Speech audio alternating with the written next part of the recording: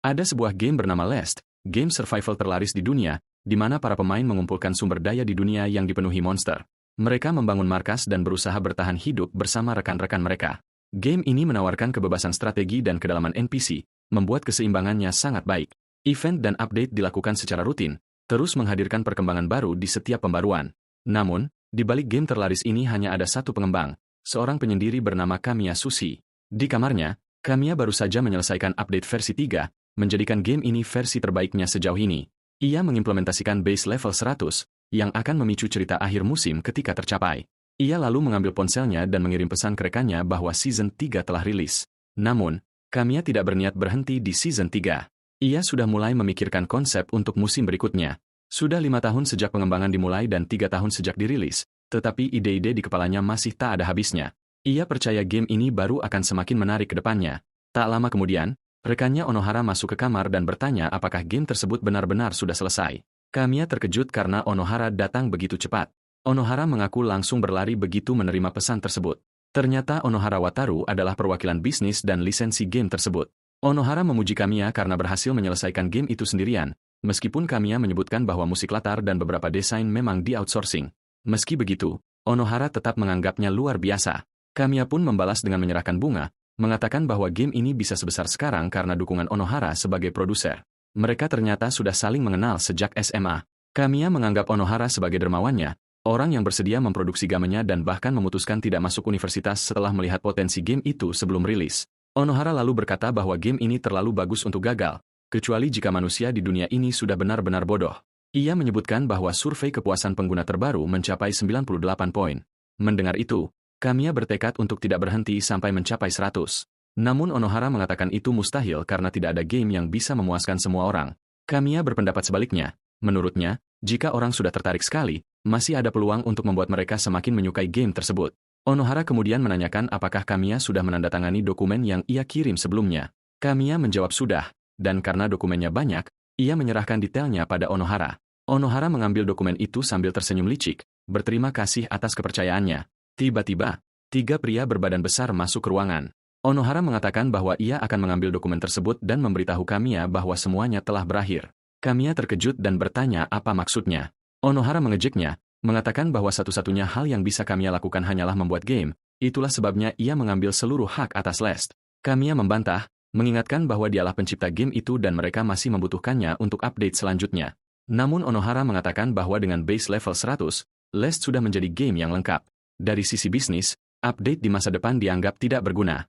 Hal ini membuat Kamiya marah dan ia mencoba menarik kerah baju Onohara, tetapi salah satu pengawal menjatuhkannya ke lantai. Onohara mengatakan bahwa ia sengaja membawa pengawal karena tahu Kamiya tidak akan diam saja. Ia menuduh obsesi Kamiya terhadap game menghambat bisnis karena terlalu banyak update yang tidak menghasilkan keuntungan langsung. Pengawasan Kamiya juga terlalu ketat, sehingga menyulitkan ekspansi merchandise. Sekarang, karena game sudah selesai, Onohara yakin mereka bisa memaksimalkan keuntungan tanpa Kamiya.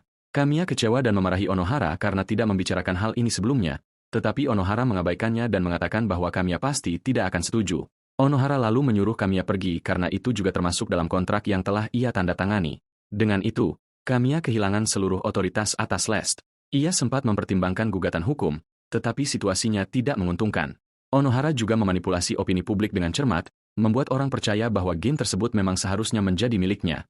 Dalam amarahnya, Kamiya menghantam meja dan melihat sesuatu di PC-nya. Karena penasaran, ia mengkliknya. Pesan yang muncul menyuruhnya tinggal selamanya di dunia game, karena ia sangat mencintainya. Saat ia mencoba memahami maksudnya, cahaya terang muncul dan menyedotnya ke dalam PC. Ketika membuka mata, Kamiya mendapati dirinya berada di dunia Last, disambut oleh asisten game berupa peri bernama Leafi. Saat Leafi menjelaskan tentang dunia game, Kamiya menyadari bahwa pakaian yang ia kenakan adalah milik karakter versi trial gratis, karakter dengan status terendah, tanpa skill, tanpa kompatibilitas perlengkapan, dan ditakdirkan mati pada serangan monster pertama. Menyadari hal ini, Kamiya yakin ia akan mati di malam pertama. Leafi kemudian meminta Kamiya memasukkan namanya. Namun alih-alih memasukkan nama, Kamiya mengingat kode rahasia developer mode. Ia memasukkan kode tersebut, dan cahaya terang muncul menandakan keberhasilan. Leafi terkejut dan langsung menyadari bahwa Kamiya adalah pengembang Last. Wajahnya memerah hebat, hampir seperti otaknya membeku, tetapi ia berhasil menenangkan diri dan memperkenalkan dirinya kembali.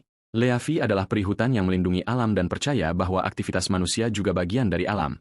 Karena itu, ia memberikan berbagai nasihat kepada manusia yang datang ke hutan. Kamiya bertanya apakah ini benar-benar dunia Lest, dan Leafi memastikan bahwa itu memang dunia game tersebut. Kamiya lalu meminta Leafi membuka meta information yang berkaitan dengan pengembangan. Leafi mengatakan bisa, karena Kamiya sudah masuk developer mode. Ia pun menampilkan data meta yang menunjukkan bahwa semua yang ada di dunia ini diciptakan oleh Kamiya sendiri. Namun, Game Master telah diganti menjadi Wataru Onohara. Leafi terkejut melihat nama Onohara, dan dia bertanya kepada Kamiya siapa orang itu. Dengan hati yang pedih, Kamiya menjawab bahwa Onohara adalah orang yang mencuri hak cipta game tersebut darinya. Kamiya juga percaya bahwa dia saat ini berada di dunia game berkat keterlibatan Onohara. Leafi merasa kecewa saat mendengar hal ini dan menyatakan bahwa dia tidak bisa memaafkan tindakan Onohara. Di sisi lain, Kamiya bertanya-tanya mengapa dia berada di dunia game karena dia tidak memahami logika di baliknya. Satu-satunya kesimpulan yang bisa dia ambil adalah bahwa dia tidak boleh membiarkan dirinya mati di dunia game. Kamiya berjanji untuk bertahan hidup dan mengambil kembali gamenya dari Onohara. Kamiya kemudian bertanya kepada Leafi apakah dia mau membantunya, dan Leafi menjawab ya. Setelah itu, Kamiya menggunakan fitur warp dan sampai di stasiun pangkalan, yang masih berupa pangkalan level 1. Leafi meminta maaf, mengatakan bahwa yang terbaik yang bisa dia buat hanyalah pangkalan level 1. Namun, Kamiya tidak mempermasalahkannya karena memang itulah spesifikasi yang dia tinggalkan di dalam game. Ternyata, meskipun dia dalam mode pengembang, developer mode, yang bisa dia lihat hanyalah parameter-parameternya saja. Kamiya kemudian masuk ke dalam pangkalan di mana dia menemukan sebuah batu ajaib di ujung ruangan. Ini adalah batu ajaib yang disebut Aranite, atau dikenal sebagai biji sumber. Itu adalah batu dengan kekuatan khusus yang dapat menyimpan sumber daya dan mengubahnya menjadi senjata atau item. Karena ini masih tahap tutorial, Leafi mengira Kamiya tidak membutuhkannya, tetapi Kamiya keberatan dan bersikeras untuk mengikuti tutorial tersebut. Karena monster tidak muncul selama tutorial, Kamiya percaya bahwa ini adalah waktu teraman baginya untuk mengumpulkan material. Leafi setuju karena pengumpulan material secara normal akan sulit mengingat Kamiya menggunakan karakter versi uji coba, trial version, yang dirancang untuk mati pada malam pertama. Bahkan Kamiya tahu bahwa dalam kondisinya saat ini, dia tidak memiliki peluang sama sekali. Kamiya kemudian menyarankan agar mereka segera mulai karena dia tidak boleh membuang waktu. Leafi menyetujui hal ini dan segera memulai tutorialnya. Kamiya mulai berlari ke sana kemari untuk mengumpulkan material karena dia tahu segala hal tentang game tersebut. Kamiya kembali pada sore hari dengan penampilan yang sangat berantakan. Dia memberitahu Leafi bahwa mereka perlu melakukan crafting sebelum gelap, dan Leafi terkejut karena Kamiya memiliki material untuk itu. Kamiya mengungkapkan bahwa dia membuat hal itu memungkinkan dalam spesifikasi game, namun belum ada pemain yang berhasil melakukannya hingga saat itu. Kamiya kemudian memulai proses crafting dan dalam waktu singkat, dia mendapatkan sebuah pedang kayu dan barikade kayu kecil. Kamiya terkesan bisa mendapatkan barikade tersebut, tetapi di saat yang sama, dia tahu itu tidak bisa diandalkan karena karakter versi uji coba tidak dirancang untuk bisa melewati malam pertama. Meskipun musuh akan bergerak tepat seperti yang dia duga, Kamiya tahu probabilitas kelangsungan hidupnya paling besar hanya beberapa persen saja. Biasanya, pemain akan diarahkan ke versi retail, berbayar, tetapi kali ini semuanya berbeda. Malam harinya, Kamiya menerima misi untuk bertahan hidup sepanjang malam, dan Leafi mendoakannya semoga berhasil. Kamiya berdiri di depan pangkalan menunggu musuh. Dia segera melihat seekor rusa, dan saat dia masih menatap rusa itu, rusa tersebut ditebas mati oleh seekor goblin. Pada dasarnya, mereka adalah monster level rendah dengan kecerdasan rendah. Mereka terkadang menyerang dalam kelompok dan jelas tidak boleh diremehkan. Kamiya, di sisi lain, memiliki statistik, stats, sampah, hanya dilengkapi dengan pedang kayu, dan tidak memiliki keahlian khusus. Tanpa membuang waktu, goblin itu menerjang Kamiya, bertujuan menusukkan pedangnya ke leher Kamiya. Namun, Kamiya berhasil menghindar. Leafi tahu Kamiya bisa menghindar hanya karena dia memahami parameter goblin itu luar dalam.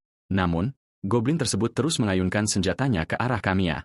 Pada satu titik, lengan Kamiya tergores. Ini memberitahunya bahwa statistiknya memang buruk. Meskipun dia tahu serangan itu akan datang, tubuhnya tidak bisa menghindarinya. Lebih buruk lagi, kekuatannya juga tidak mencukupi. Tak lama kemudian, dia ditendang di dada hingga terbatuk darah dan terpental jauh. Dari rasa sakit yang dia rasakan, dia menyadari bahwa rasa sakit itu nyata. Namun, dia tidak akan tinggal diam dan membiarkan pencipta game dibunuh oleh game ciptaannya sendiri. Kamiya kemudian berlari menuju pangkalan, memaksa goblin itu mengejarnya karena dia tidak punya kekuatan untuk menghadapi goblin secara langsung. Dia melompat ke udara sambil mengaktifkan barikade kecil. Goblin itu terpaksa melompat mengejarnya, tetapi saat mendarat, monster itu terjebak di barikade dan akhirnya tertusuk.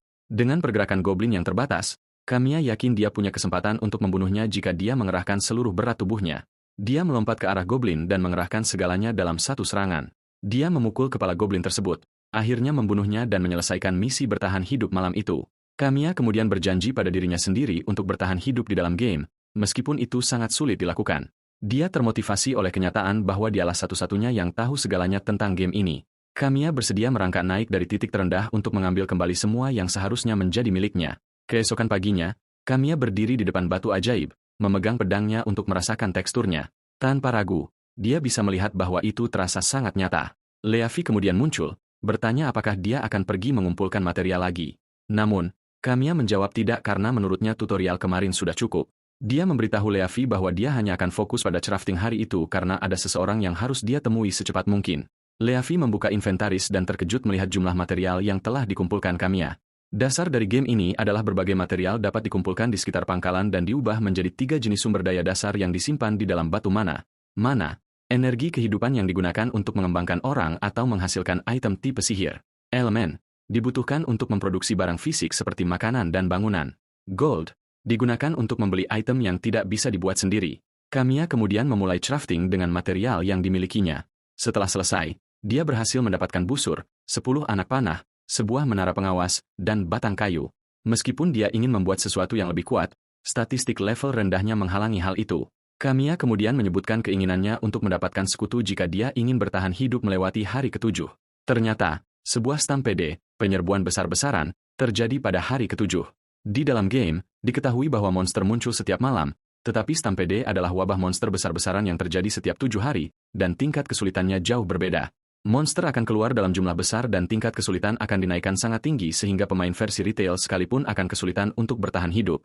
Secara teori, sulit bagi karakter versi uji coba untuk sampai ke hari ke-7, tetapi jika mereka berhasil, dianggap mustahil untuk menyelesaikan stampede dengan karakter tersebut.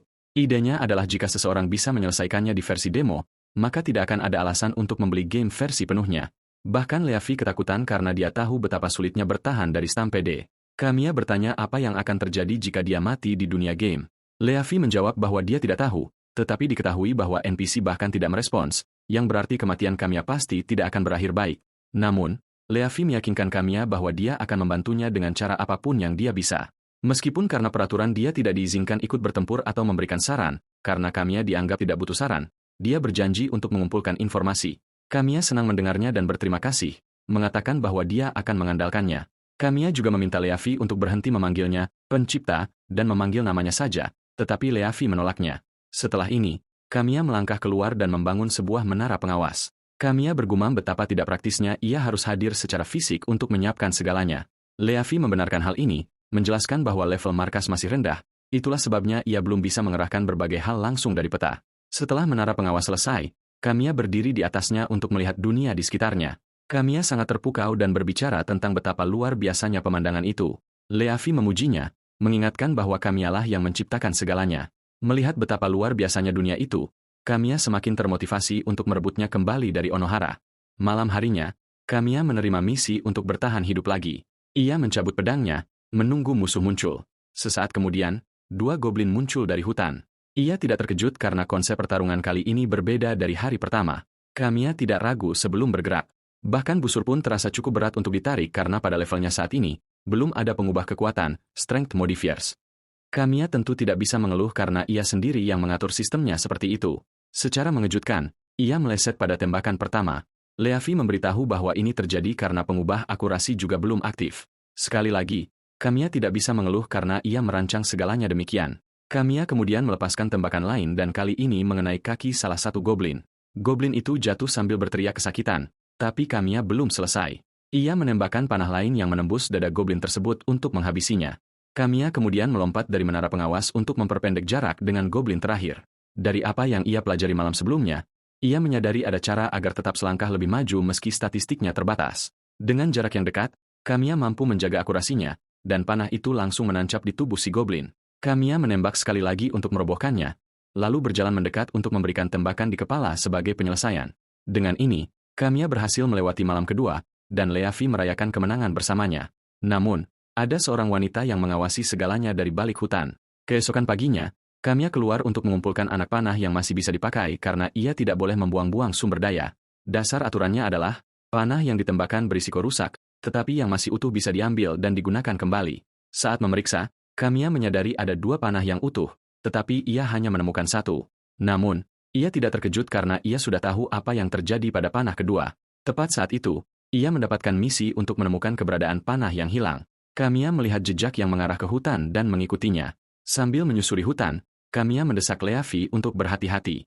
Leafi meyakinkannya bahwa ia akan baik-baik saja karena ia tidak bisa mencampuri konten permainan, dan permainan juga tidak bisa melukainya. Ternyata, game tersebut memiliki fitur di mana NPC dapat menjadi sekutu jika kondisi tertentu terpenuhi selama permainan. Seorang NPC sesekali akan berkeliaran di sekitar markas, dan jika pemain menyelesaikan misi perekrutan unik mereka, NPC tersebut akan bergabung. Pada dasarnya, para NPC memiliki berbagai keahlian mulai dari pertempuran hingga produksi, yang membuat mereka sangat penting untuk menamatkan game. Karena nyawanya sedang terancam, Kamiya tahu bahwa ia sangat membutuhkan sekutu. Sementara itu, sang pemburu wanita, Anemone, yang mengawasi mereka semalam, sedang bersembunyi di atas pohon. Ia merasa sudah aman dan melompat turun saat melihat apa yang tampak seperti jebakan. Tiba-tiba, Kamiya muncul di belakangnya, memberitahu bahwa mereka bukanlah musuh. Bukannya mendengarkan, Anemone malah melarikan diri dan melesat ke dalam hutan. Bahkan Kamiya pun terkejut Anemone lari, karena ia tidak pernah mengimplementasikan perkembangan cerita seperti itu. Leafi kemudian mengemukakan ide bahwa karena Kamiya, sang pencipta game, kini telah menjadi penduduk dunia game tersebut, tampaknya skenario game tidak lagi berjalan secara otomatis. Leafi memberitahu Kamiya bahwa ia mungkin harus membujuk Anemone melalui dialog nyata karena mereka telah membuatnya takut. Baru saat itu Kamiya sadar bahwa memainkan game dan benar-benar menjalaninya adalah dua hal yang berbeda. Kamiya mulai bertanya-tanya apakah karakter-karakter tersebut akan menjadi musuh jika ia salah menangani situasi, mengingat mereka sekarang benar-benar hidup. Sore harinya, Kamiya kembali ke markas setelah mengumpulkan sumber daya. Leafi bertanya apakah ia berhasil mengisi kembali elemen-elemen yang diperlukan, dan Kamiya menjawab ya, mengungkapkan bahwa untungnya tidak ada monster yang muncul. Ia masuk ke stasiun markas dan menyarankan agar mereka segera mulai merakit, crafting. Leafi bertanya apakah rencananya akan berhasil, dan Kamiya menjawab bahwa dialah yang menulis latar belakang Anemone, sehingga ia yakin metode yang akan digunakannya memiliki peluang keberhasilan tertinggi. Dalam latar belakang Anemone, ia adalah seorang pemburu yang tinggal berdua dengan ayahnya, dan setelah ayahnya meninggal, ia terus hidup sendirian di hutan. Begitulah cara Kamiya merancangnya. Namun ia percaya jika ia bisa membuat Anemone merasakan kehangatan hidup bersama orang lain, Anemone mungkin akan meninggalkan gaya hidup penyendirinya dan bergabung dengannya.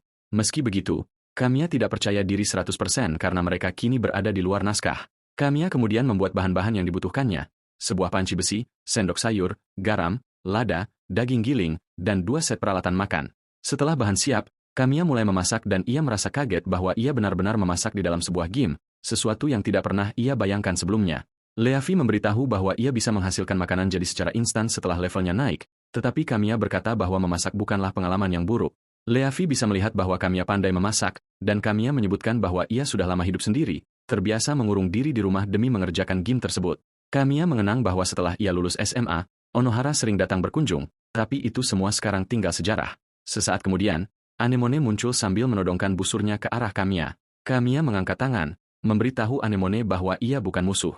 Hal ini membingungkan Anemone, yang bertanya apakah ada orang lain bersamanya. Baru saat itu Kamiya sadar bahwa Anemone tidak bisa melihat Leafi. Kamiya mengoreksi ucapannya, mengatakan bahwa ia sendirian. Ia memperkenalkan diri, dan Anemone melakukan hal yang sama. Anemone kemudian bertanya di mana dia berada, karena saat sedang berburu, tiba-tiba ia berada di hutan yang tidak ia kenali. Kamiya memberitahu Anemone bahwa ia juga baru sampai di sana, yang berarti ia juga tidak tahu tata letak daerah tersebut. Kamiya menunjuk ke makanan di atas api, bertanya apakah Anemone tertarik. Ia meyakinkannya bahwa makanan itu tidak beracun, hanya saja porsinya terlalu banyak untuk dimakan sendiri. Kamiya mengambil sebagian makanan dan memberikannya kepada Anemone, menjelaskan bahwa itu adalah hamburger steak yang dibuat dengan menggiling daging sapi, bawang bombay, remah roti, garam, lada, lalu dipanggang. Anemone mencicipinya dan langsung terpesona oleh rasanya, membuatnya makan dengan lahap sementara Kamiya tersenyum di belakangnya. Setelah selesai makan, ia berterima kasih kepada Kamiya dan mengatakan itu adalah pertama kalinya ia memakan hidangan tersebut. Ia lalu bertanya apakah boleh minta tambah, dan Kamiya mengiyakan karena ia masih punya bahan-bahannya. Namun, Kamiya memberitahu bahwa ada harganya. Anemone bertanya apa yang Kamiya inginkan, dan Kamiya menjawab bahwa ia butuh kekuatannya dalam pertempuran karena mereka berada di tempat yang berbahaya.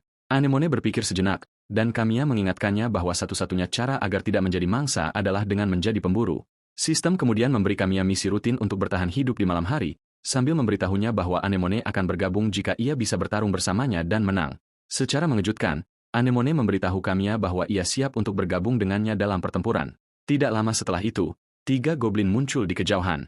Leafi mengira hanya itu saja musuhnya, tetapi Kamiya tahu bahwa masih ada lagi yang bersembunyi di dalam hutan. Benar saja seperti katanya, lebih banyak goblin muncul dari hutan. Kamiya bersiap untuk bertempur dan memberitahu Anemone bahwa ia butuh bantuan. Kamiya mengeluarkan pedangnya dari ruang penyimpanan, storage space, dan hal ini membuat Anemone terkesan. Anemone mulai bertanya-tanya apakah Kamiya adalah seorang pemegang kontrak batu mana. Kamiya menyerang para goblin, menghindari serangan mereka. Saat ia berhasil memisahkan salah satu dari mereka, ia memanggil Anemone yang kemudian menghabisi goblin tersebut dengan tembakan tepat di kepala. Anemone terkesan karena meskipun Kamiya sedang sibuk bertarung, ia masih bisa memantau jarak pandang mereka. Kamiya terus berjuang melawan para goblin, dan saat ia menemukan celah lagi, ia memanggil Anemone untuk menyelesaikan tugasnya. Anemone merespons dengan cepat dan melubangi otak goblin tersebut. Tiba-tiba, salah satu goblin mendorong Kamiya ke tanah. Namun, karena ia sudah memiliki momentum yang cukup, ia menendang goblin itu menjauh sebelum Anemone menyambutnya di tengah jalan dengan anak panah ke kepala. Pada titik ini, goblin lainnya marah karena rekan-rekan mereka telah terbunuh. Mereka menerjang Kamiya dengan lebih agresif sementara sebagian lainnya mengejar Anemone. Anemone melepaskan tembakan pertama tepat ke dada salah satu goblin. Namun, ia menyadari bahwa busurnya tidak akan sempat melepaskan tembakan kedua, sehingga ia mencabut belatinya untuk menangkis serangan yang datang. Kamiya kemudian berteriak agar Anemone mundur ke arah kabin karena ia tidak perlu fokus untuk menghabisi para goblin sendirian. Anemone melakukan apa yang diperintahkan dan melakukan lompatan balik ke arah kabin. Goblin agresif yang mengejarnya segera mengaktifkan jebakan dan jatuh ke dalam lubang duri yang sudah disiapkan. Kamiya tersenyum saat menyadari jebakannya berhasil dan memuji idenya sendiri dalam membuat jebakan tersebut. Anemone kemudian berbalik menyerang, meninggalkan ekspresi ketakutan pada goblin lain yang sebelumnya mengejarnya. Di sisi lain, Kamiya merasa kesulitan menghadapi goblin pemegang gada yang mencoba mengakhiri hidupnya.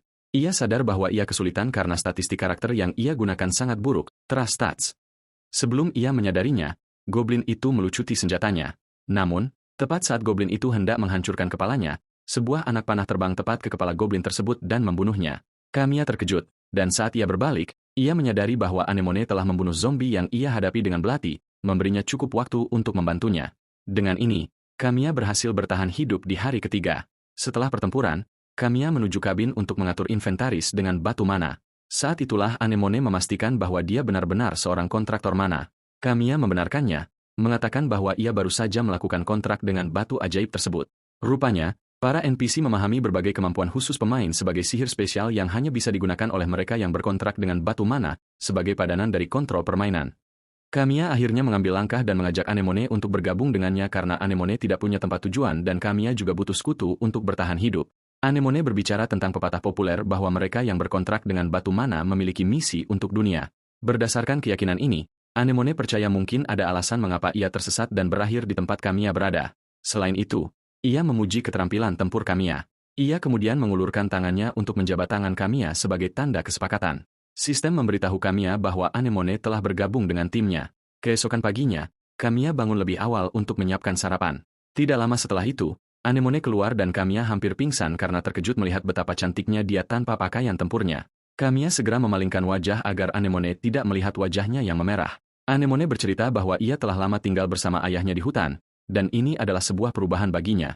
Rupanya, Kamiya memiliki niat untuk meningkatkan level markasnya agar ia bisa menambah lebih banyak ruangan secepat mungkin. Kamiya mengakui bahwa tambahan Anemone adalah kekuatan tempur yang hebat, tetapi ia tahu bahwa hanya berdua saja tidak akan cukup untuk selamat dari serbuan monster, Stampede. Itulah sebabnya meningkatkan markas adalah kunci kelangsungan hidup mereka. Setelah sarapan, Kamiya keluar untuk mengumpulkan bahan-bahan, dan Anemone memuji efisiensinya dalam mengumpulkan material. Saat mereka kembali ke markas, Anemone memperhatikan bahwa Kamiya terlihat khawatir dan bertanya apa yang salah. Kamiya mengungkapkan bahwa sumber daya yang dibutuhkan untuk menaikkan level markas belum cukup. Anemone bingung dengan apa yang dimaksud Kamiya dengan menaikkan level markas. Kamiya menjelaskan bahwa jika mereka menyimpan cukup sumber daya di dalam batu ajaib, mereka dapat menggunakan kekuatannya untuk membangun gedung dan mendirikan barikade. Ia menyebutkan bahwa itulah alasan ia meminta bantuannya untuk mengumpulkan sumber daya, tetapi ternyata itu masih belum cukup. Kamiya menyebutkan bahwa ada wabah monster yang terjadi setiap 7 hari dan mereka akan membutuhkan barikade serta lebih banyak jebakan. Ia memberitahu Anemone bahwa jika mereka ingin selamat, mereka harus bersiap. Mendengar hal ini, Anemone keluar dan memberitahu Kamiya bahwa ia akan mengumpulkan lebih banyak sumber daya yang dibutuhkan. Kamiya berterima kasih atas bantuannya, sembari mengatakan bahwa ia akan memikirkan opsi lain untuk sementara waktu. Kamiya kemudian mengeluh betapa sulitnya untuk naik level, meskipun ia telah berhasil merekrut Anemone di awal permainan. Kamiya berharap ia memiliki peningkatan tingkat perolehan barang, drop rate boost. Dari tips Leafi, ternyata beberapa kemampuan karakter dan item sihir memiliki efek yang meningkatkan peluang mendapatkan item yang lebih baik. Namun, karakter versi uji coba Kamiya tidak memiliki bonus tersebut. Kamiya memberitahu Leafi bahwa mereka perlu memikirkan cara lain, dan ia menyarankan agar Leafi memunculkan semua konsol mode pengembang, developer mode. Leafi melakukannya dengan senang hati, dan ia menyebutkan bahwa akan sangat bagus jika mereka bisa mengubah parameter secara langsung. Kamiya mengungkapkan bahwa hal itu sulit secara sistem, dan jikapun bisa, melakukannya saat permainan sedang berjalan sangatlah berisiko. Ini karena Lest adalah sistem permainan yang kompleks, dan berbagai sistem penyesuaian AI berjalan secara waktu nyata, real time. Pada dasarnya, jika muncul ketidaksesuaian angka dalam permainan, AI akan segera memperbaikinya. Namun, perbaikan hanya berfungsi untuk ketidaksesuaian dalam lingkup desain permainan. Terlalu banyak perubahan bisa melampaui jangkauan koreksi AI, yang menyebabkan bug atau malfungsi yang tidak terduga. Namun, Kamiya tahu betul bahwa mereka tidak akan selamat pada hari ke-7 jika kondisinya tetap seperti ini. Ia mulai bertanya-tanya apakah ada metode lain di luar alur permainan normal. Tiba-tiba, ia menyadari bahwa dengan fungsi pengembang, mungkin ada cara untuk naik level tanpa mempedulikan jumlah sumber daya. Kamiya kemudian bertanya kepada Leafi apakah mungkin bagi mereka untuk menggunakan mode bangun instan, instant build mode. Mode bangun instan adalah fungsi pengujian yang digunakan selama pengembangan, yang memungkinkan pembangunan fasilitas dan peningkatan level tanpa mempedulikan sumber daya yang ada. Leafi pun menyadari bahwa dengan mode bangun instan, AI sistem tidak akan melakukan koreksi. Kamiya membenarkan hal ini, mengatakan bahwa sistem dirancang untuk menerima modifikasi yang dilakukan dengan otoritas pengembang. Karena Kamiya masuk dengan mode pengembang, Leafi percaya bahwa API, Application Programming Interface, harusnya terbuka. Leafi segera bertindak untuk mencarinya, dan dalam waktu singkat, ia menemukannya. Kamiya bertanya apakah ia bisa mengaksesnya. Leafi menyebutkan bahwa itu terlihat mustahil dari konsol, tetapi jika ia menyelam ke dalam sistem, ia mungkin bisa melakukannya. Dengan itu, Leafi langsung terjun masuk sebelum Kamiya sempat memperingatkannya bahwa itu berbahaya. Begitu berada di dalam, ia menemukan titik akses dan mulai memasukkan serangkaian instruksi yang diinginkan. Dalam prosesnya, AI pemeliharaan, maintenance AI, mulai beraksi karena menganggap Leafi sebagai sebuah bug. Menyadari bahwa ia dalam bahaya, Leafi meningkatkan kecepatannya. Beberapa detik kemudian, ia berhasil mengaksesnya dan melakukan apa yang perlu dilakukan sebelum dengan panik keluar dari sana. Dengan keringat bercucuran di wajahnya, Kamiya bertanya kepada Leafi apakah dia baik-baik saja, dan Leafi meyakinkannya bahwa dia tidak apa-apa. Namun, Leafi menyebutkan fakta bahwa dia hampir saja dimakan oleh AI pemeliharaan sistem. Kamiya tidak terkejut karena dia tahu bahwa tindakan Leafi memasuki sistem bukanlah perilaku normal. Dia menyimpulkan bahwa sistem pasti mengenali Leafi sebagai bug dan mencoba melenyapkannya. Leafi panik saat mendengar bahwa dia hampir saja dihapuskan. Kamiya kemudian bertanya apakah Leafi bisa mengintip ke dalam sistem melalui konsol saja, yang tidak mengharuskannya masuk ke dalam. Leafi melakukannya dan dia berteriak kaget saat menyadari bahwa AI pemeliharaan telah berlipat ganda dan sekarang jumlahnya sangat banyak. Mendengar hal ini, Kamiya menyadari bahwa mengakses API yang sama lagi akan sangat sulit. Leafi meminta maaf atas hal tersebut, namun Kamiya menenangkannya bahwa itu bukan salahnya, melainkan bukti bahwa sistem bekerja dengan benar. Bahkan, Kamiya merasa dialah yang seharusnya meminta maaf kepada Leafi karena telah membiarkannya melakukan tugas berbahaya seperti itu. Meskipun demikian, dia senang Leafi selamat, dan Leafi segera berlari untuk memeluknya. Berkat kerja keras Leafi, Kamiya mendapatkan opsi untuk pembangunan instan, dan dia langsung mengaktifkannya. Anemone kembali tak lama kemudian dan melihat markas mereka telah berubah drastis dan menjadi lebih besar. Ada lebih banyak ruangan, dan juga terdapat barikade untuk melindungi pangkalan. Dengan ini, level markas melonjak ke level 3, dan Anemone berbicara tentang betapa menakjubkannya batu ajaib itu. Kamiya kemudian menyuruh Anemone untuk menggunakan gubuk manapun yang dia suka, tetapi menyarankan agar dia segera memutuskan pilihannya. Anemone terkejut dan bertanya mengapa dia berkata begitu. Belum sempat Anemone menyelesaikan pertanyaannya, seberkas cahaya yang menampung sebuah portal menghantam bagian tengah markas. Kamiya memberitahunya bahwa mereka akan segera kehabisan gubuk. Begitu cahaya memudar, sekelompok orang terlihat melihat sekeliling dengan bingung, bertanya-tanya di mana mereka berada. Di antara mereka ada seorang anak laki-laki bernama Ozel dan ibunya, Ria. Terkejut oleh kehadiran mereka, Anemone meraih pedangnya, tetapi Kamiya menghentikannya. Kamiya memperhatikan bahwa Ozel sudah menempatkan dirinya di depan penduduk desa lainnya sebagai tameng untuk berjaga-jaga. Kamiya menarik napas dalam-dalam sebelum memperkenalkan diri kepada orang-orang baru tersebut, memberitahu mereka bahwa dia juga baru tinggal di sana selama beberapa hari. Kamiya menyebutkan bahwa markas itu dikelilingi oleh hutan tempat monster muncul, dan pada malam hari, monster-monster tersebut menyerang pangkalan. Untuk bertahan hidup, Kamiya memberitahu mereka bahwa kerja sama sangat dibutuhkan. Mengambil gaya kepemimpinan Erwin Smith, Kamiya berbicara dengan nada tegas, meminta orang-orang baru itu untuk meminjamkan kekuatan mereka. Saat itulah, seorang pria tua berambut putih bernama Sylvian melangkah maju, bertanya kepada Kamiya apakah dia juga baru tiba di daerah tersebut. Kamiya menyebutkan bahwa dia dipandu oleh batu ajaib. Sylvian menjawab bahwa dia pernah mendengarnya, tetapi tidak pernah menyangka hari itu akan tiba ketika dia dipanggil ke penyihir saat dia masih hidup. Tiba-tiba, Penduduk desa lainnya, seorang pria berotot bernama Waldo, menyerobot masuk dan memberitahu rekan-rekan mereka untuk tidak menganggap serius Kamiya. Waldo curiga ada kemungkinan Kamiya menarik mereka melalui sihir transfer untuk menculik mereka. Waldo kemudian berbalik menuju dua pria lainnya dan mereka mulai berjalan pergi. Kamiya bertanya kemana mereka pergi, dan Waldo menjawab bahwa mereka harus memeriksa lingkungan sekitar karena dia bahkan tidak bisa memastikan apakah monster benar-benar muncul di area tersebut. Dia menyuruh yang lain tetap di belakang sementara dia dan dua temannya pergi menyelidiki. Kamiya kemudian menyuruh Anemone untuk melindungi penduduk desa lainnya sementara dia mengawasi mereka yang memutuskan untuk memeriksa sekeliling. Saat mereka berjalan menembus hutan, Kamiya mendesak penduduk desa untuk tidak pergi terlalu jauh. Namun, Waldo sangat keras kepala dan mengabaikan semua peringatan Kamiya. Ternyata, area di sekitar markas memang diperuntukkan untuk pengumpulan sumber daya, tetapi di saat yang sama merupakan zona berbahaya di mana monster muncul baik siang maupun malam. Menurut sistem permainan, seseorang tidak bisa pergi ke markas lain setelah mereka meninggalkan markas yang sekarang. Semakin jauh pemain pergi dari markas, semakin kuat monster yang muncul. Itulah sebabnya seluruh hal ini adalah sistem yang dirancang untuk membatasi tindakan pemain. Beberapa saat kemudian, Waldo dan kawan-kawannya menemukan sekelompok kelinci lucu dengan tanduk di kepala mereka. Salah satu dari mereka bertanya kepada Kamiya apakah kelinci itu adalah salah satu monster yang menyerang markas, dan Kamiya membenarkannya. Namun, Waldo meragukan fakta ini, dan Kamiya memutuskan untuk diam dan membiarkan Waldo belajar dengan cara yang sulit. Tanpa mereka sadari, kelinci di depan mereka dikenal sebagai hunter bunny, tipe kelinci karnivora dan ganas. Kelinci ini biasanya menidurkan mangsanya ke dalam rasa aman palsu dengan penampilannya yang tidak berbahaya, lalu mengepung mangsanya untuk menyerang dalam kelompok. Sebelum Waldo dan kawan-kawannya menyadari apa yang terjadi, kelinci-kelinci itu menerkam mereka. Ketiganya berteriak kesakitan dan Kamiya bergegas menuju mereka, menyuruh mereka menutup mata dan menahan napas. Waldo bingung, tetapi Kamiya menyuruhnya bergegas. Ketiganya dengan enggan melakukan apa yang diperintahkan, dan Kamiya mengeluarkan 3 botol merica yang dia lemparkan ke arah kelinci-kelinci itu. Botol-botol itu pecah di tubuh mereka, menyebabkan kelinci-kelinci itu berjatuhan dan mundur dari serangan tersebut. Kamiya kemudian menyuruh Waldo dan yang lainnya untuk lari. Alih-alih langsung berbalik, Waldo membuka matanya untuk memeriksa apa yang terjadi dan beberapa bubuk merica masuk ke matanya, membuatnya menangis. Kamiya kemudian memegang salah satu dari mereka yang terluka dan mengungkapkan bahwa mereka akan kembali ke markas. Tanpa perlu dibujuk lagi, mereka semua mengikuti langkah Kamiya karena kelinci-kelinci itu sudah bangkit kembali.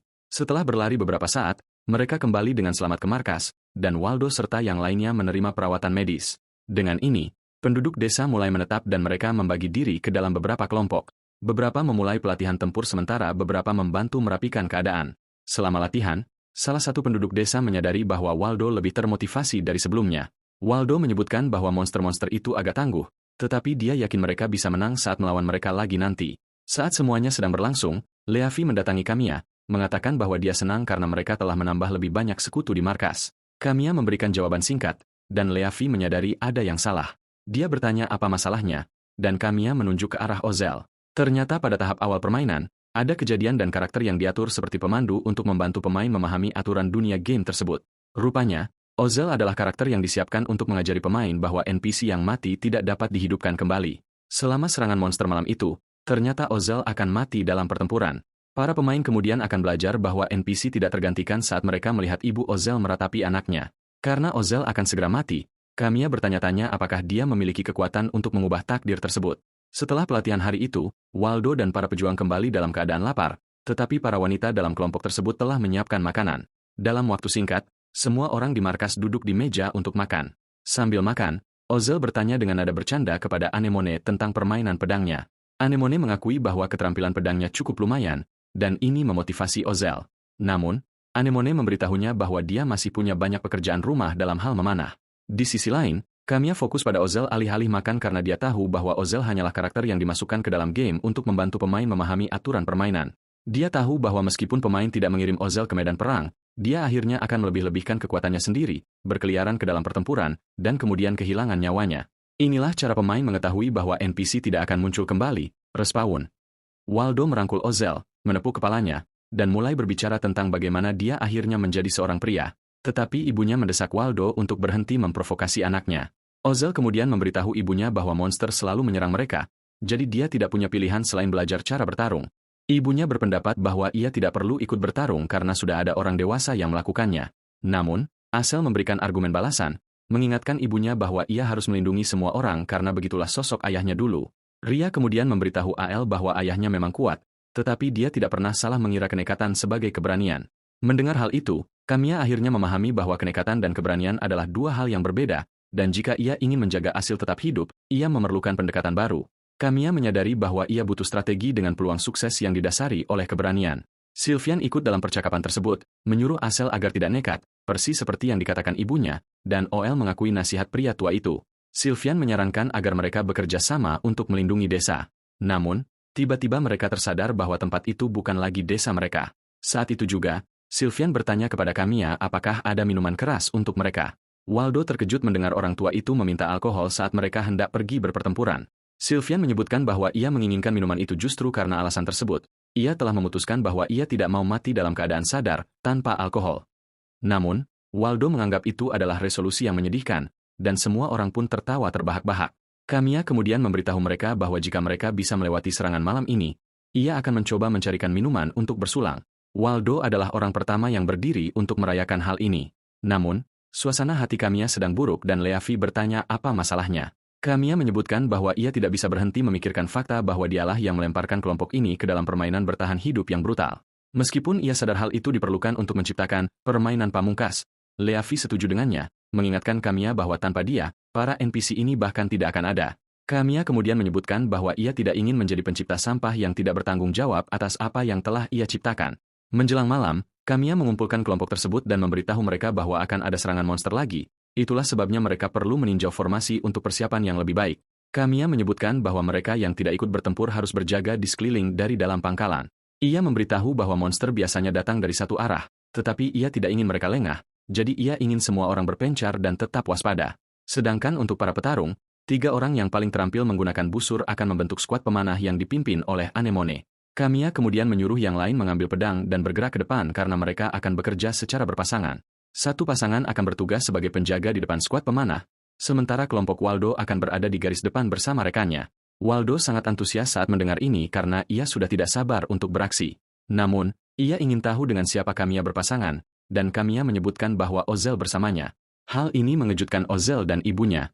Ibunya segera menyela, memberitahu Kamiya bahwa Ozel tidak bisa tiba-tiba terjun ke dalam pertempuran.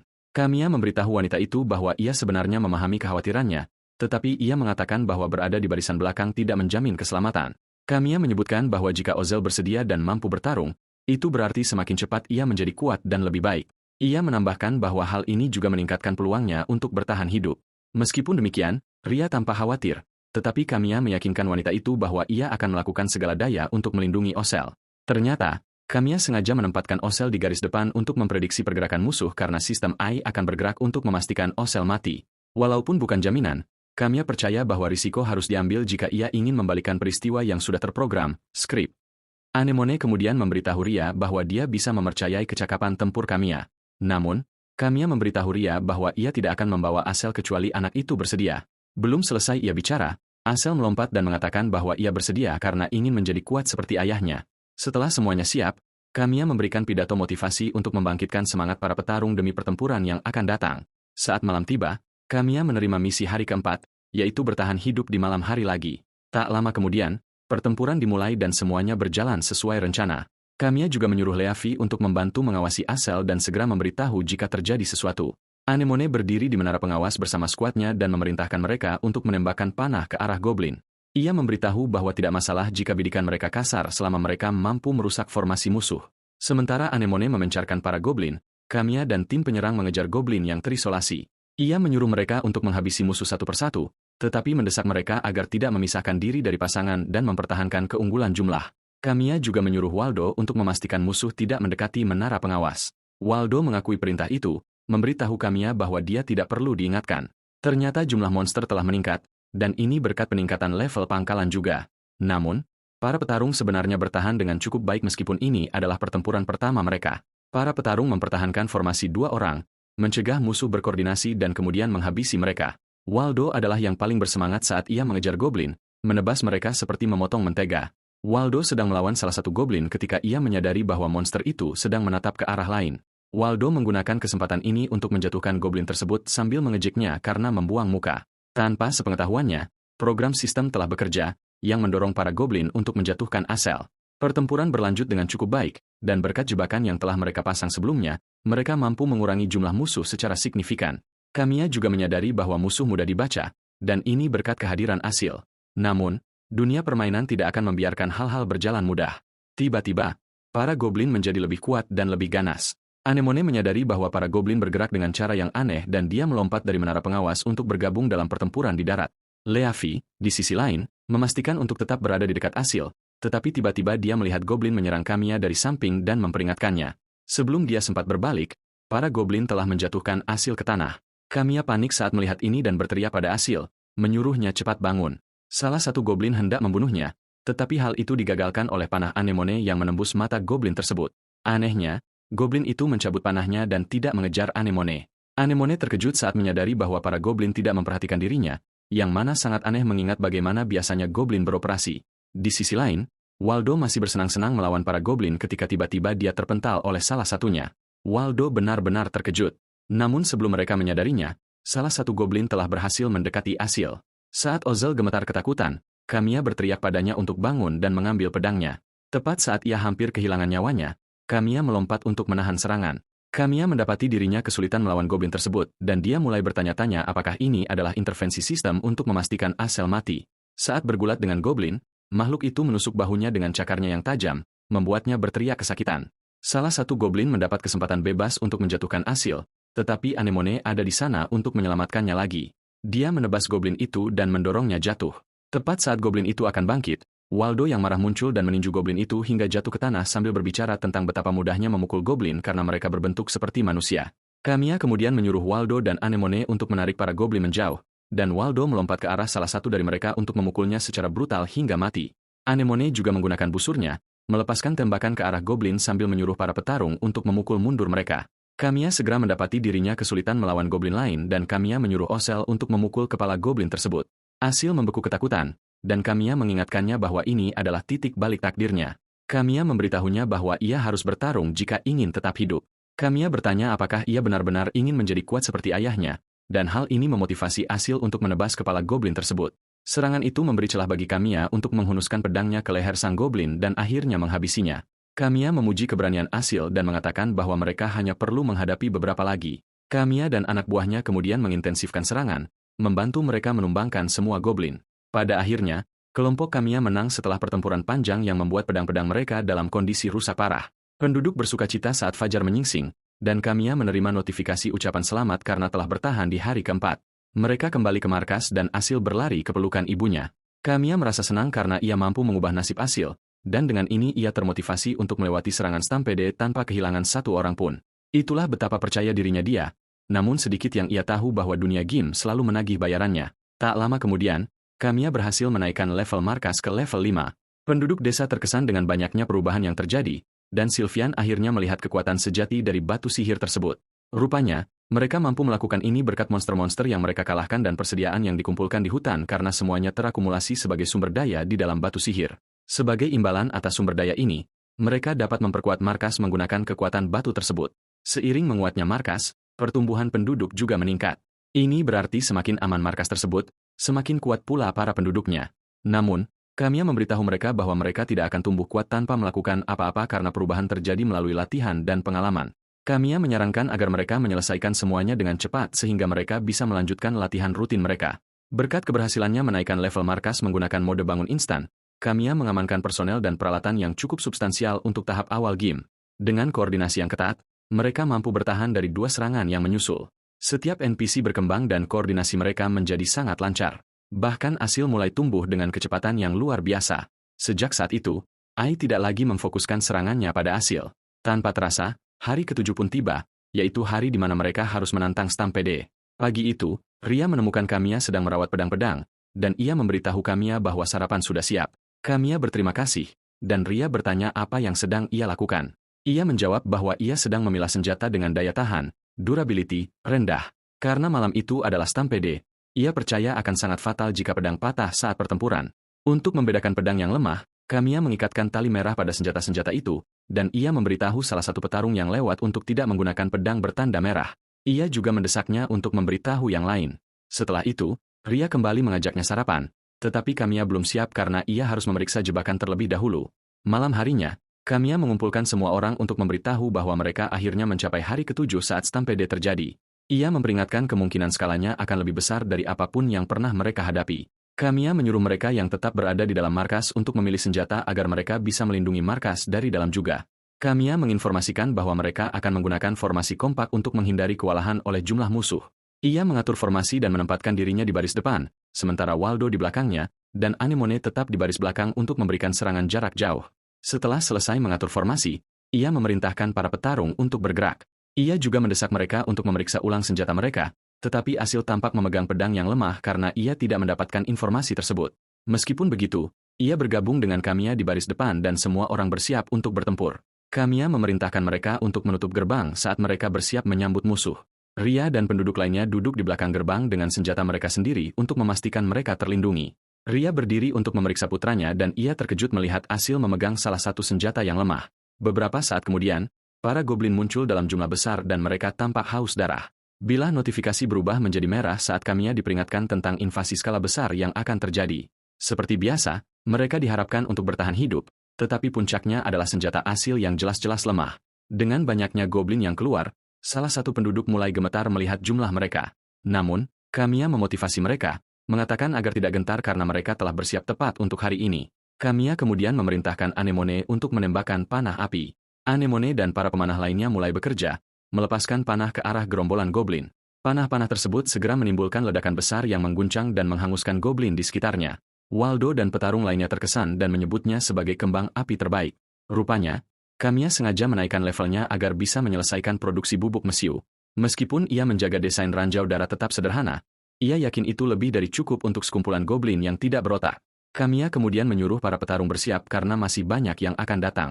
Lebih banyak goblin segera muncul dari hutan dan mereka tampak lebih marah daripada gelombang pertama. Namun, hal ini tidak menimbulkan rasa takut pada Kamiya dan skuadnya saat mereka dengan mudah menebas goblin yang menyerang. Di menara pengawas, Anemone menyuruh skuadnya untuk menyerahkan goblin yang di tanah kepada petarung jarak dekat, sementara mereka fokus menghabisi yang datang dari belakang. Jumlah goblin terus bertambah, bahkan beberapa berhasil mencapai pagar, tetapi mereka yang berjaga di balik pagar mampu memukul mundur mereka. Kamiya dan anak buahnya tetap unggul saat para goblin jatuh ke dalam jebakan yang telah disiapkan. Kamiya memuji anak buahnya karena mendominasi medan perang, percaya bahwa mereka punya peluang untuk membalikkan keadaan. Belum sempat Kamiya menyelesaikan kalimatnya, mereka mendengar suara yang mengganggu dan tanah mulai berguncang. Anemone yang berada di menara pengawas berteriak pada Kamiya, memberitahunya bahwa ada sesuatu yang datang. Tiba-tiba, sesosok goblin raksasa yang menakutkan muncul dari hutan, membuat Kamiya sangat terkejut dan terpaku. Yang muncul adalah sesosok Goblin Lord, subspesies goblin tingkat tinggi yang memiliki kekuatan luar biasa. Raungannya menginspirasi goblin di sekitarnya, memberi mereka peningkatan status sementara. Kamiya tidak percaya pada penglihatannya karena seharusnya Goblin Lord tidak muncul di stampede yang pertama. Seolah itu belum cukup, Goblin Lord muncul dengan lebih banyak goblin lagi. Lebih buruk lagi, goblin-goblin tersebut tampak lebih kuat, dan Ria melihat putranya kesulitan melawan salah satu goblin. Ia takut hal buruk akan terjadi jika ini terus berlanjut. Sementara yang lain melawan goblin di pagar, Ria pergi. Salah satu goblin menerobos masuk dan Kamiya berteriak memperingatkan semua orang. Anemone menyadari situasi mulai tidak terkendali dan memberitahu rekan-rekannya bahwa mereka harus meninggalkan menara pengawas untuk membantu. Anemone dan skuadnya melompat turun. Ia mendarat dengan selamat, tetapi salah satu dari mereka terluka karena pendaratan yang kasar. Ia berteriak kesakitan dan Anemone menyeret pria itu ke arah penduduk di balik pagar agar mereka bisa membantunya. Di tengah proses itu, Ria berlari melewatinya dengan pedang di tangan. Raer segera berteriak padanya, bertanya hendak kemana dia karena dia justru menuju ke garis depan. Rera belum menempuh jarak yang jauh ketika dia berpapasan dengan seekor goblin. Dia membeku ketakutan, dan tepat sebelum goblin itu bisa menangkapnya, Anemone melumpuhkan goblin tersebut dengan tembakan tepat di kepala. Anemone kemudian menghampiri Ria, menuntut penjelasan tentang apa yang sebenarnya dia lakukan. RR kemudian mengungkapkan bahwa dia harus memberikan pedang yang dipegangnya kepada Asil karena senjata Asil saat ini memiliki daya tahan, durability, yang buruk. Anemone terkejut mendengar hal ini dan dia segera memerintahkan pasukannya untuk mundur karena dia sendiri yang akan maju ke garis depan. Anemone kemudian menyuruh Ra untuk terus maju sementara dia menahan para goblin. Saat dia berlari melewati kerumunan goblin, Anemone melindungi jejaknya dengan panah, mencegah para goblin mendekatinya. Anemone segera mundur ke pagar dan sambil berdiri di atas pagar mengamati medan perang, dia menyadari bahwa keadaan akan menjadi jauh lebih buruk. Pada titik ini, mereka yang berada di garis depan sudah kewalahan karena tidak menyangka para goblin tiba-tiba menjadi lebih kuat. Kamiya kemudian memberitahu mereka bahwa Goblin Lord adalah penyebab masalah mereka. Bahkan Kamiya pun terkejut bahwa goblin tingkat tinggi muncul dalam serbuan, Stampede, hari ke-7. Beberapa orang segera mendapati diri mereka berhadapan dengan Goblin Lord, dan monster itu mengangkat senjatanya siap untuk menghancurkan mereka. Mereka mengangkat perisai untuk mencoba menahan serangan, tetapi hantaman dari Goblin Lord begitu kuat hingga menghancurkan goblin di sekitarnya juga. Serangan itu membuat beberapa petarung terpental ke belakang, dan Kamiya bertanya apakah mereka masih bisa berdiri. Secara mengejutkan, Asel dan satu petarung lainnya bergerak maju untuk mendukung Kamiya.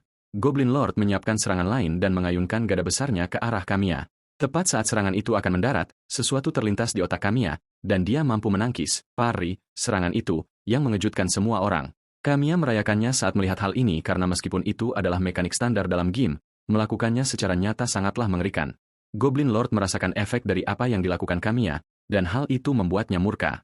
Ia meraung keras untuk mendorong bawahannya ke garis depan. Asshel dan yang lainnya segera maju untuk melindungi Kamiya. Mereka memberitahu Kamiya bahwa mereka menyerahkan Goblin Lord ke tangannya. Mereka mendesaknya untuk segera menghabisi monster itu karena mereka sudah kehabisan napas. Kamiya kemudian melesat ke arah Goblin Lord sambil menangkis serangan lainnya.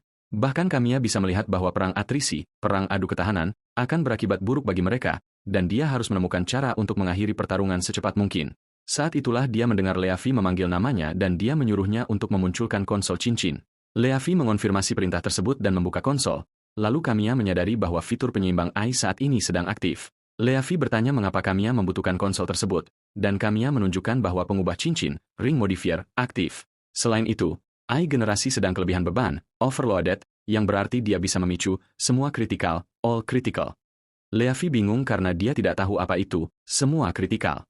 Dalam konteks serangan kritikal, itu adalah serangan yang mengabaikan pertahanan dan memberikan kerusakan ganda, tetapi ini biasanya ditentukan oleh Random Number Generation, RNG. RNG itu seperti mengocok dadu, dan angka-angka ini menentukan probabilitas dalam game. Namun, game tersebut sebenarnya memiliki bug yang tidak mereka perbaiki. Jika seseorang menangkis 15 serangan berturut-turut, AI akan mencoba menyesuaikan RNG karena tingkat serangan dianggap terlalu rendah. Namun, penyesuaian inilah yang membebani memori, menyebabkan sistem RNG membeku, dan hasil sementaranya adalah semua serangan menjadi serangan kritikal. Leafi terkejut mendengarnya, tapi Kamiya, di sisi lain, justru menemukan jalan keluar. Alasan mengapa dia jelas-jelas tidak memperbaiki bug tersebut adalah karena menangkis 15 serangan berturut-turut hampir mustahil dilakukan bahkan dalam uji coba permainan, playtesting. Dengan mengingat hal itu, Kamiya memfokuskan diri untuk mendapatkan 15 tangkisan berturut-turut. Dia memancing Goblin Lord untuk memukulnya, lalu dia menangkisnya. Kamiya terus melakukan ini sambil menghitung. Asel mengira Kamiya mulai kewalahan dan memanggil namanya, tetapi Kamiya menyuruhnya untuk tidak khawatir karena dia punya rencana. Pada saat itu, Ria telah sampai di garis depan dan dia melihat putranya berjuang melawan salah satu goblin. Kama terus memprovokasi Goblin Lord sambil memastikan dia menangkis serangannya. Sebelum dia menyadarinya, dia mencapai hitungan ke-13 dan dia tahu jika dia melanjutkan momentum ini, dia akan menyelesaikannya. Tiba-tiba, salah satu goblin terlepas dari Asel dan melesat ke arah Kamiya tepat saat dia mencapai tangkisan ke-14. Asel mengejar goblin itu dan tepat saat monster itu akan menebas Kamiya, Asel melompat untuk menyerangnya. Dia memukul kepala goblin itu, tetapi pedangnya patah. Ini membuatnya terbuka terhadap serangan, tetapi Ria datang di saat yang tepat dan melemparkan pedang baru kepada Asil. Dengan pedang itu, Asel mampu menebas goblin tersebut. Untungnya, Kamiya juga mencapai hitungan ke-15 dan mampu menangkis serangan terakhir. Kamiya tersenyum saat itu terjadi karena dia akhirnya mendapatkan apa yang dia inginkan. Dia memberitahu anak buahnya bahwa semuanya akan berakhir dalam sekejap, dan dia tidak membuang waktu untuk melesat ke arah Goblin Lord. Dia memberikan tebasan berkecepatan tinggi ke tubuh monster itu, dan mendaratkan pukulan terakhir ke lehernya. Kamiya melompat dari tubuh goblin dan mendarat dengan gaya pahlawan super hanya agar terlihat keren. Dengan semua luka yang dideritanya, Goblin Lord tidak punya peluang dan tumbang ke tanah dengan suara dentuman keras. Goblin lainnya melihat ini dan menyadari bahwa mereka tidak punya harapan. Tanpa berpikir dua kali, goblin-goblin lainnya melarikan diri, segera meninggalkan pertempuran. Waldo dan yang lainnya terkejut saat menyadari bahwa Kamiya benar-benar mengalahkan goblin raksasa yang menakutkan itu. Ria dan putranya berdiri di dekat goblin tersebut dengan senyum kemenangan di wajah mereka. Sayangnya, mereka tidak tahu bahwa Goblin Lord belum sepenuhnya mati. Dengan sisa kekuatannya, ia menyerang Asil, tetapi Ria melompat untuk melindungi putranya. Bukannya Asel, justru Rir yang tercakar oleh goblin tersebut. Kamiya terkejut melihat ini karena dia tidak menyangka goblin itu masih bisa bergerak. Kamiya segera mengejarnya dan memberikan pukulan terakhir untuk benar-benar mengakhirinya. Namun, goblin itu telah merobek dada Ra, dan Kamiya menyaksikan Osel menangisi ibunya. Saat dia sekarat, dia memberitahu Osel bahwa dia pergi untuk menemui ayahnya dan menyuruhnya untuk selalu menceritakan banyak kisah kepadanya. Dengan itu, Ria menghembuskan napas terakhirnya dan Osel mengeluarkan teriakan kesakitan dan penderitaan yang keras. Semua orang menyaksikan dalam diam dan duka saat Osel meratapi ibunya yang sekarat. Tepat saat itu, ucapan selamat karena telah menyelesaikan misi serbuan, Stampede, muncul, tetapi ini adalah kabar baik yang datang dengan air mata.